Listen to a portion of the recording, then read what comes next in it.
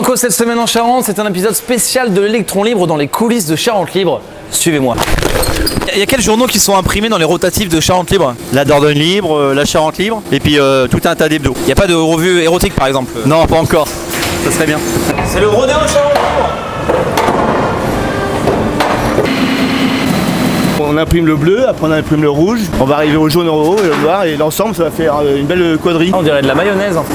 Oh putain, au four en fait. Tu vas remettre les plaques Charente Libre dessus. Moi je peux faire ça? Et si je rate, le journal demain sort pas alors? C'est fou, tu. Donc on la centre bien. Ah, c'est bon, je suis prêt à imprimer un journal là.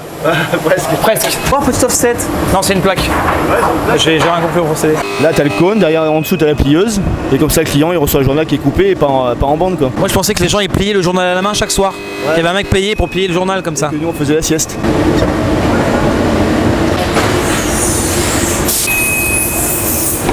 Avant de partir, on va essayer d'avoir un mot du boss de la rotative, Damien Merceron, qui est très surmené ce soir. Damien? Le journal est terminé là.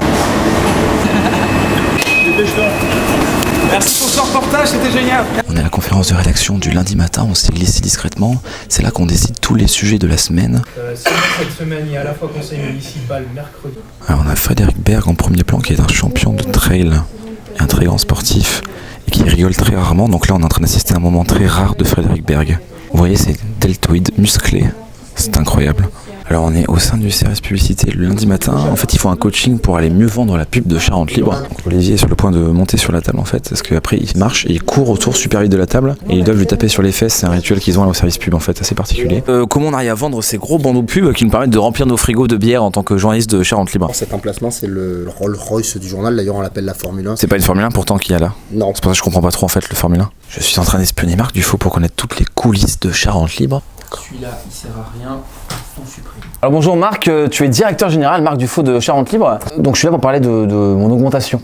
Voilà, j'en profite pendant l'Électron Libre. C'était pas vraiment prévu au budget. J'avais même prévu quelque chose d'un peu différent. C'est-à-dire Et d'innovant, c'est-à-dire Ouais. c'est te faire payer toi pour pouvoir faire de la vidéo. que je sois payé encore plus pour mes vidéos. Encore moins. Encore plus quoi du coup. Moins. Ah d'accord. Bon mais je démissionne alors. C'est pas prévu non plus. Ah on peut pas démissionner de Charente Libre. Non, c'est pas dans ton contrat. D'accord, c'est un peu violent comme manière de manager, je trouve. Je trouve. Ah, c'est Exactement. flexible mais rigide. Exactement. C'est- D'ailleurs, on va hop. prévoir d'équiper certains journalistes d'un bracelet électronique D'accord.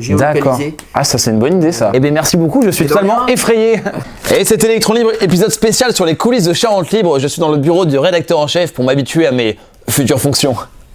On est bien là. Non mais ça va pas ou quoi? Ah mais c'est pour le tournage, c'est pour le tournage, David, on n'est pas chez Mémé. Allez, c'est bon. Dehors tout ça.